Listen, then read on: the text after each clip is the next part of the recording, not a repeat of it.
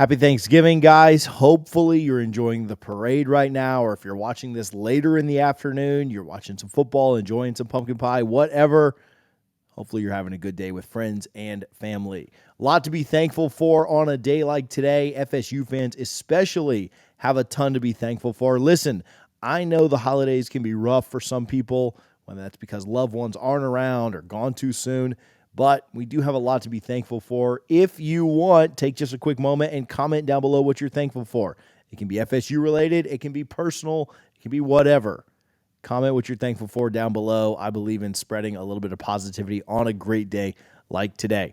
All right, let's talk about what FSU fans have to be thankful for.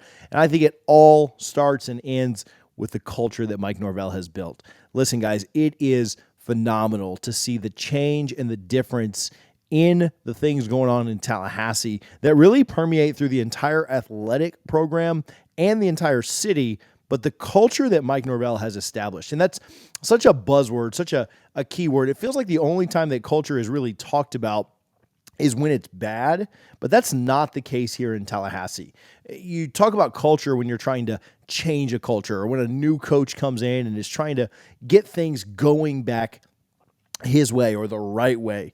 People don't really talk about culture when you're winning at the highest level and when you're competing for conference championships and playoff spots and things that Florida State, recruiting titles, things that Florida State is in the hunt for right now. But for the Florida State fans that had to go through the last few years, the end of the Jimbo Fisher era and the entire Willie Taggart era, and then that first couple of years of Norvell where things were kind of rough as well, I think culture is a very important piece of this puzzle. And I think it's something that Florida State fans are very well aware of. They can see the difference in the guys and the players on the field, in the classroom, in the locker room, out and about in the community, the things they do to give back, the things they do to support other programs on FSU's campus are really remarkable. And they're just not something that we've seen in a long time around Tallahassee. And I understand we all want to win games. I want to beat the heck out of Florida in 2 days, and then I want to do the same thing to Louisville and punch our ticket to the college football playoff. I get that. But on a day like today, where so much is more important than just football, I think it's good to reflect on what Mike Norvell is building and what he has built here in Tallahassee. Now, the culture that has been built can be looked at from so many different angles. But I think something that's really, really unique is when you look at it as you go down lower on the depth chart.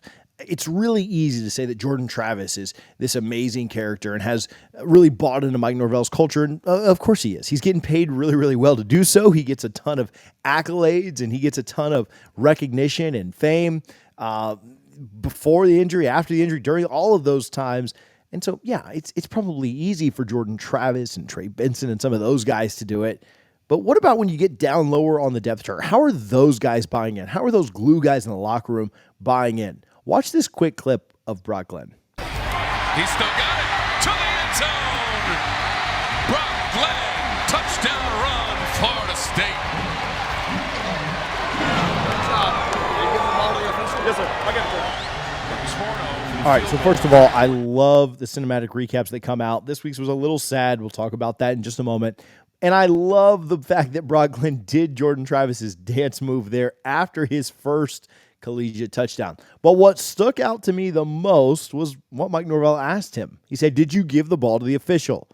And Brock said, "Yes, sir, I gave it to him." Now, that may seem like a really small thing, but the people who are at Seminole Productions and made this cinematic recap understood why that was so important and understood why that was so big.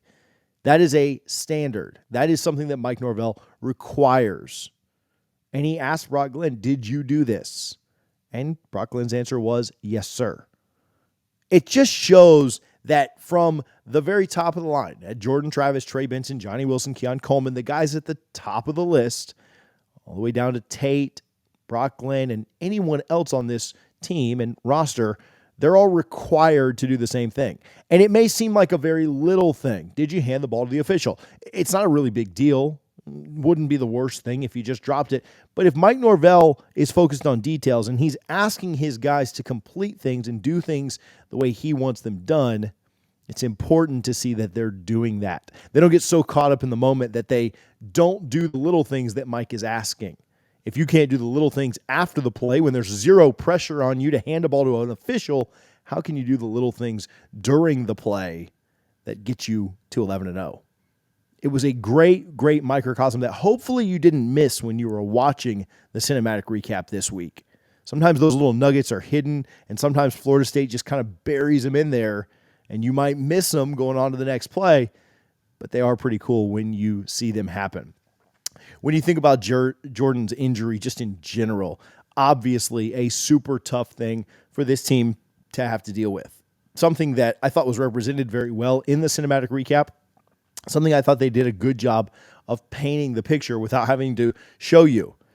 But as you can see from some of the reactions that we're showing you on screen now, everyone's heart stopped when Jordan was down on the field. From the fans to Jameis Winston on the sideline, which we'll talk about in just a moment, to the other players who were overcome with emotion at the fact that the guy that it all centers around, the biggest name in Tallahassee, the one that we all kind of had our hopes and dreams in for this season, was down on the field.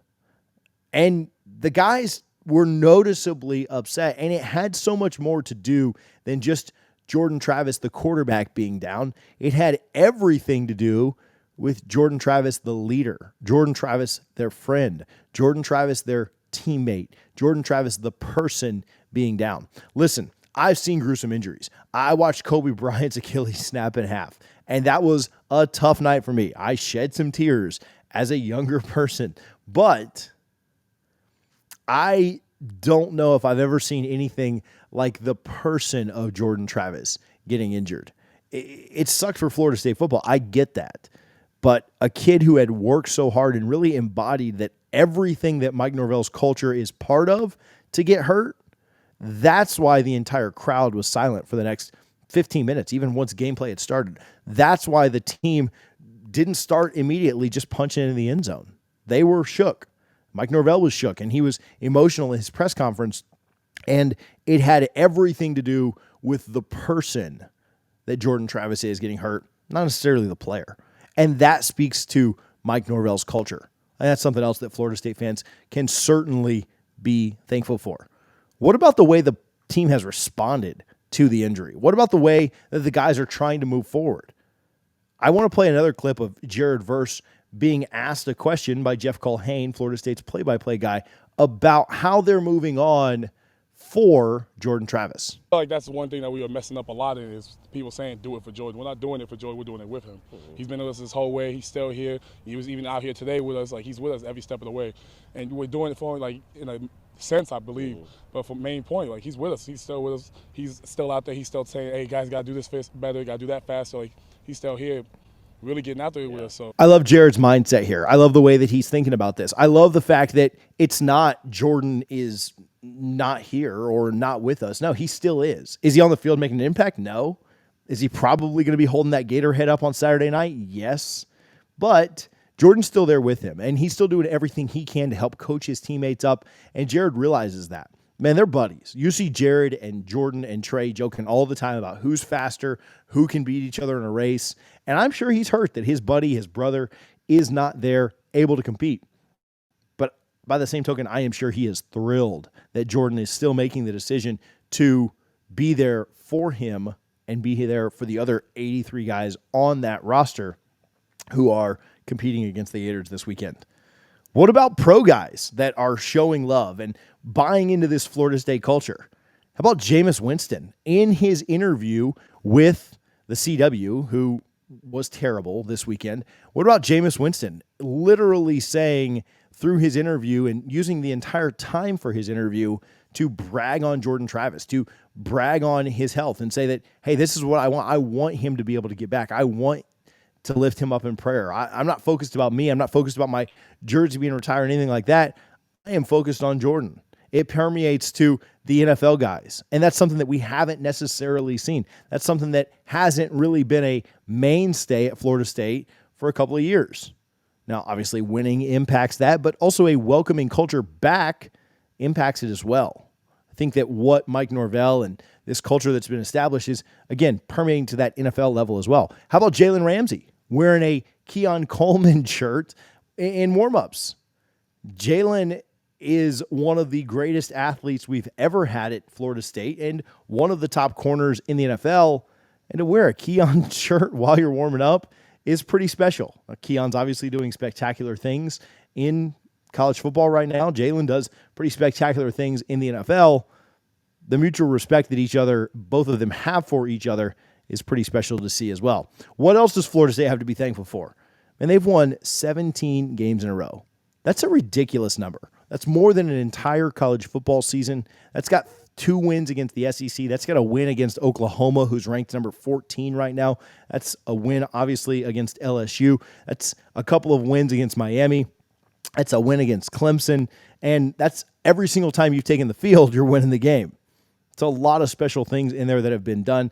11-0 this year. Most people did not have us at 11-0. Over-under in Vegas was 10 wins.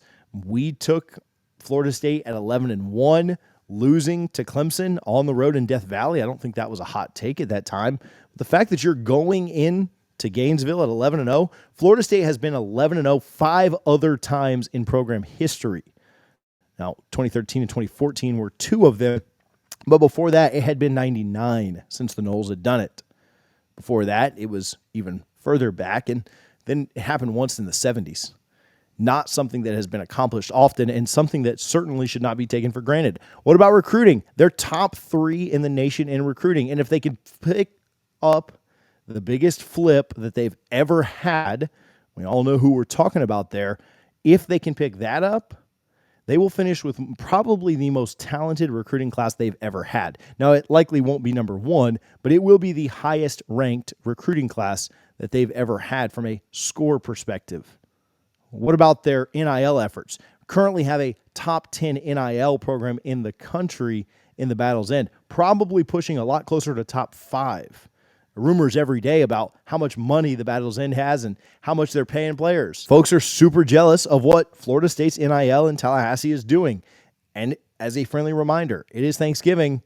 If you're thankful for what this team has done, you ought to be a member over at thebattlesend.com. What about their elite coaching staff? Every time a coaching hire becomes available, Mike Norvell's name is going to be mentioned. Now, I don't say that to scare you. I don't think he's going to toy with FSU like Jimbo Fisher did year after year after year. But you've got a coach that is coveted and wanted.